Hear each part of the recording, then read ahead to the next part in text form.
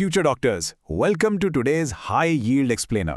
मैं हूं आपका होस्ट और आज हम टैकल करने वाले हैं एक massive 5 star topic for your exams, non immune mediated haemolytic anaemia. ध्यान से सुनो, क्योंकि आज के इस सेशन में हम डी कोड करेंगे highest yield concepts, specifically PNH, HUS और टीटीपी। हम इन कॉन्सेप्ट्स को इतना क्रिस्टल क्लियर कर देंगे कि आप एग्जाम में कभी सेकंड गेस नहीं करोगे। तो अपना 100% फोकस यहां रखो और चलो इसको क्रैक करते हैं। फटाफट अपना एजेंडा देख लेते हैं। हम स्टार्ट करेंगे क्लासिफिकेशन ऑफ हीमोलिसिस से, उसके बाद पीएनएच का कॉन्सेप्ट और पैथोजेनेसिस, फिर एमएचए और fragmentation, HUS versus TTP comparison और फाइनली हाई यील्ड एग्जाम्पल्स के साथ रैप अप करेंगे। Section 1, the broad view, classification. तो सबसे पहले देखते हैं कि इस अम्ब्रेला टर्म के अंदर आखिर आता क्या है। ये एग्जैक्टली वही क्लासिफिकेशन है जो आप अपनी टेक्स्ट बुक्स और नोट्स में देखते हैं। नोटिस करो कि ये कैसे रेड ब्लड सेल डिस्ट्रक्शन के डिफरेंट कॉजेज को ब्रांच आउट करता है, जहां आपका इम्यून सिस्टम प्राइमरी कल्प्रिट नहीं है।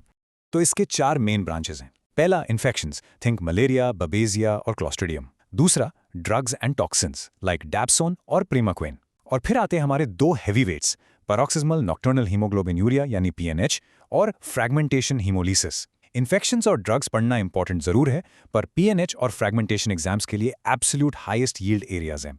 एग्जामिनर्स को आपको यहां फंसाना बहुत पसंद है, सो वहीं पर हमारा मेजर फोकस रहेगा। Section 2, पीएनएच, concept and pathogenesis. अब हम माइक्रोस्कोपिकली जूम इन करके पीएनएच का एग्जैक्ट वाई समझेंगे।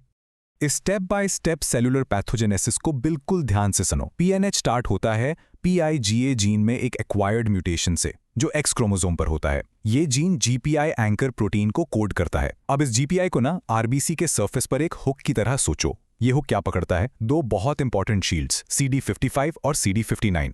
जब जीपीआई एंकर डिफेक्टिव हो जाता है तो आरबीसी इन दोनों शील्ड्स को लूज कर देता है, और बिना CD55 और CD59 के आपका आरबीसी कंप्लीटली डिफेंसलेस है, आपके अपने कॉम्प्लीमेंट सिस्टम के सामने लिटरली नंगा खड़ा है। रिजल्ट क्या होगा? कॉम्प्लीमेंट सिस्टम अटैक करेगा और आरबीसी को ब्रूटली डिस्ट्रॉय कर देगा। कॉन्सेप्ट क्लियर है? ग्रेट। तो अब इस क्रूशियल पॉइंट से एक क्लासिक एग्जाम क्वेश्चन बनता है।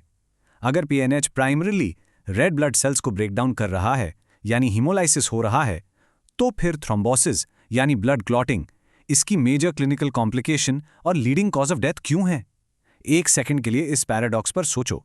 ये रहा इसका एग्जैक्ट बायोकेमिकल आंसर जो आपकी उंगलियों पर होना चाहिए। थ्रोम्बोसिस प्राइमरीली 2 रीजन से होता है। फर्स्ट, एक डिफेक्टिव यूपीएआर रिसेप्टर की वजह से। सेकेंड, जब आरबीसीज लाइस होते हैं तो वो हीमोग्लोबिन रिलीज करते हैं, और ये फ्री हीमोग्लोबिन नाइट्रिक ऑक्साइड के लिए एक स्कैवेंजर का काम करता है। Nitric oxide normally blood vessels को रिलैक्स्ड रखता है, राइट? उसके बिना वेसल्स कंस्ट्रिक्ट होती हैं और क्लॉट्स बनने लगते हैं, और ये हमारे नेक्स्ट मेगा पर्ल की तरफ ले जाता है। इस थ्रोम्बोसिस का most common site hepatic vein है। This directly leads to Budd Chiari syndrome. इसे अभी के अभी एक 5 स्टार एमसीयू की तरह दिमाग में प्रिंट कर लो। You know that classic presentation जहां पेशेंट का morning urine dark cola coloured होता है और जैसे जैसे दिन आगे बढ़ता है यूरिन क्लियर हो जाता है। ये ड्रामेटिक डायोनल चेंज ही है जिससे इस बीमारी का नाम पैरोक्सिस्मल नॉक्टर्नल हीमोग्लोबिनूरिया पड़ा है। पर ऐसा स्ट्रिक्टली रात में या सुबह ही क्यों होता है? इसका सिंपल मैकेनिज्म ये है, जब आप सोते हो आपकी ब्रीदिंग नेचुरली स्लो हो जाती है। आप थोड़ा CO2 रिटेन करते हो, जिससे ब्लड में एक माइल्ड एसिडोटिक pH बनता है। ये स्लाइट एसिडोसिस उस कॉम्प्लीमेंट मीडिएटेड इंट्रावैस्कुलर हीमोलिसिस को ट्रिगर करने के लिए मोर देन इनफ है। इसीलिए सुबह का पहला यूरिन डार्क होता है। एक और चीज मत भूलना, पीएनएच सिर्फ आरबीसीज तक लिमिटेड नहीं है। म्यूटेशन स्टेम सेल लेवल पर अफेक्ट करता है, कॉजिंग पैनसाइटोपिनिया, मतलब आपके आरबीसीज, डब्ल्यूबीसीज और प्लेटलेट्स तीनों लाइंस कम हो जाती हैं। और 25/10 रूल को हमेशा याद रखना। 25% पीएनएच केसेस इवेंचुअली एप्लास्टिक अनीमिया में प्रोग्रेस करते हैं, और कॉन्वर्सली 10% aplastic anaemia cases actually underlying पीएनएच की वजह से होते हैं। Okay, let's talk diagnosis. Investigation of choice, the absolute gold standard flow cytometry है। ये अनस्पेसिफिक आरबीसीज को डायरेक्टली डिटेक्ट करता है जिसमें CD55 और CD59 नहीं होते। अगर एमसीक्यू ऑप्शंस में आपको हैम्स टेस्ट या सुक्रोस लाइसिस टेस्ट दिखे तो प्लीज उनको मार्क मत करना। हैम्स टेस्ट अब हिस्ट्री बन चुका है। Flow cytometry is your only correct modern exam answer. Management के लिए हमारे पास कुछ ब्रिलियंट टारगेटेड थेरेपीज हैं। अगर सीवियर बोन मैरो इन्वॉल्वमेंट है तो definitive cure allogeneic haematopoietic stem cell transplant है। पर हीमोलिसिस और थ्रोम्बोसिस को मैनेज करने के लिए हम मैजिकल मोनोक्लोनल एंटीबॉडीज यूज करते हैं, एक्यूलिजुमैब या रेविलुजिमैब। ये एंटी C5 एंटीबॉडीज हैं जो कॉम्प्लीमेंट कैस्केड को इंटरमीडिएट लेवल पर ब्लॉक कर देती हैं। पर रुको, यहाँ 100% अटेंशन देना। अगर आप कॉम्प्लीमेंट को इफेक्टिवली ब्लॉक करोगे तो आप बॉडी का main defence against encapsulated bacteria भी डिस्ट्रॉय कर दोगे। इसलिए एंटी C5 थेरेपी स्टार्ट करने से पहले पेशेंट को मेनिंजोकोकल वैक्सीन देना एब्सोल्युटली जरूरी है। ये एक क्लासिक एग्जामिनर ट्रैप है, इसमें फंसना मत। Section 4 MHA and TMA fragmentation. अब हम शिफ्ट होते हैं अपने नेक्स्ट मेजर कैटेगरी पर, माइक्रोएंजियोपैथिक हीमोलिटिक एनीमिया और थ्रोम्बोटिक माइक्रोएंजियोपैथी। तो यहाँ बेसिकली क्या चल रहा है? इस मैकेनिज्म को एक माइक्रोस्कोपिक एक्शन मूवी की तरह इमेजिन करो। पहले आपके स्मॉल ब्लड वेसल्स में एंडोथेलियल इंजरी होती है। ये damaged vessel wall large von Willebrand factor multimers release करती है। इनको एक लंबे स्टिकी स्पाइडर वेब की तरह सोचो जो GPIB9X रिसेप्टर्स के थ्रू घूमते हुए प्लेटलेट्स को अट्रैक्ट करके ट्रैप कर लेते हैं। इससे एक टाइट प्लेटलेट प्लग बन जाता है वेसल के बीच में। अब एक बेचारे नॉर्मल रेड ब्लड सेल को partially blocked web field vessel से निकलने की कोशिश करते हुए इमेजिन करो। वो लिटरली टुकड़ों में कट जाता है। ये फिजिकल शेयरिंग और स्लाइसिंग ऑन फ्रैगमेंटेड RBCs को क्रिएट करती है, जिससे हम फेमसली स्किस्टोसाइट्स कहते हैं। Section 5 HUS versus TTP comparison. ये मेडिकल स्टूडेंट्स के लिए सबसे ज्यादा कंफ्यूजिंग पर हाईएस्ट स्कोरिंग एरिया है। Let's draw a clear, solid line between these two in our minds. Underlying pathology दोनों में similar है। वही माइक्रोथ्रोम्बी जो RBCs को स्लाइस कर रहे हैं, पर इनका टारगेट एरिया बिल्कुल डिफरेंट है। UHS primarily renal capillaries को टारगेट करता है, leading directly to renal failure. दूसरी तरफ TTP आपके ब्रेन और GI ट्रैक्ट के स्मॉल वेसल्स को टारगेट करता है, leading to small vessel strokes या न्यूरोलॉजिकल सिम्टम्स। किडनी मतलब UHS, ब्रेन मतलब TTP। ये कोर फंडामेंटल डिफरेंस अपने दिमाग में बिठा लो। अब UHS को थोड़ा और डीपली ब्रेक डाउन करते हैं। इसके दो मेन वेरिएंट्स आते हैं एग्जाम्स में।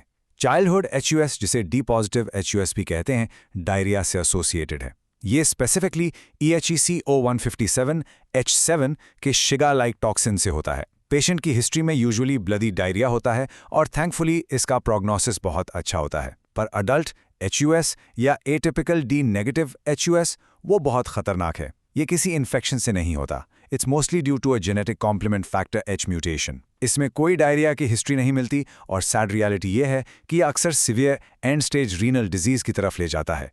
जब आप HUS इन्वेस्टिगेट कर रहे होते हैं तो EHEC को ग्रो करने के लिए सॉर्बिटॉल मैककॉन्की अगर यूज होता है। पेरिफेरल स्मीयर पर आपको डेफिनेट फ्रैगमेंटेड शिस्टोसाइट्स दिखेंगे क्योंकि रेड सेल्स बर्स्ट हो रहे हैं, LDH लेवल बढ़ जाता है, इनडायरेक्ट बिलीरुबिन बढ़ जाता है और हेप्टोग्लोबिन डिप्लीट होके ड्रॉप हो जाता है।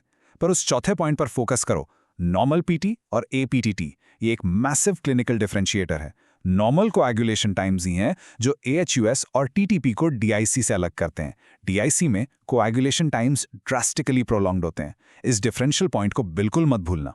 ओके, अब TTP पैथोफिजियोलॉजी देखते हैं। यहाँ जो स्पेसिफिक एंजाइम डिफेक्ट आपको याद रखना है वो है ADMTS13।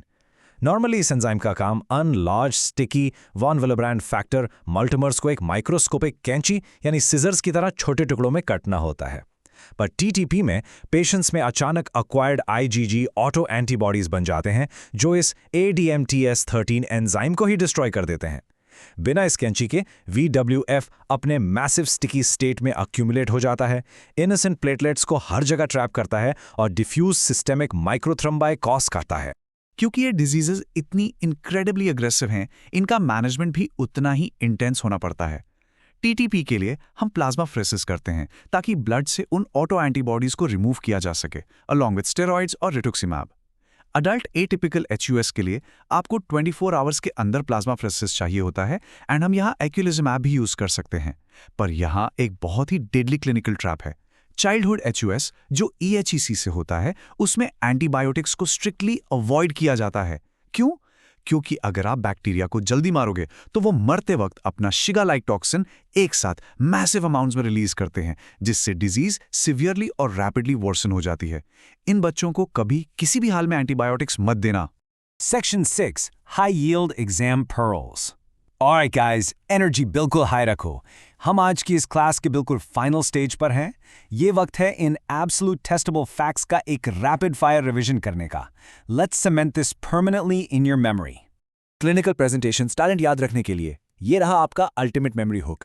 HUS में एक क्लासिक ट्राइड होता है, माइक्रो एंजियोपैथिक हेमोलिटिक एनीमिया, लो प्लेटलेट्स यानी थ्रोम्बोसाइटोपिनिया और रीनल फेलियर। टीटीपी में क्या होता है? टीटीपी में एक पेंटाड होता है, और ये पेंटाड आखिर है क्या? It is simply the exact same HUS triad plus fever or neurological manifestations. That's it. So TTP is literally just HUS plus brain involvement and fever. कितना simple है, right? अब प्लेटलेट काउंट्स के रिगार्डिंग इज इनक्रेडिबली सटल पर vital diagnostic clue को समझो। MMH conditions में जैसे HUS और TTP प्लेटलेट्स हमेशा लो होते हैं। ऐसा क्यों? क्योंकि वो इन माइक्रोस्कोपिक प्लग्स को बनाने में एक्टिवली कंज्यूम हो रहे हैं। पर कार्डियक फ्रैगमेंटेशन में सोचो, एक पेशेंट जिसमें एक मेटालिक प्रोस्थेटिक हार्ट वाल्व लगा है, वहाँ प्लेटलेट्स नॉर्मल होते हैं। क्यों? क्योंकि वहाँ कोई स्टिकी प्लेटलेट प्लग बन ही नहीं रहा है। वो मैकेनिकल मेटल वाल्व उन रेड ब्लड सेल्स को बस फिजिकली एक हथौड़े की तरह स्मैश कर रहा है। So no platelet consumption equals normal platelet count. ये कॉन्सेप्ट आपकी एक टफ ट्रिकी क्लिनिकल विनेट में सीधे सीधे जान बचाएगा। चलिए इस एक्सप्लेनर को एक फाइनल पंची समरी के साथ रैप अप करते हैं। CD55 और CD59 mutations, that's PNH, EHEC Shiga-like toxin, that's childhood HUS, और ADMTS13 deficiency, that's TTP।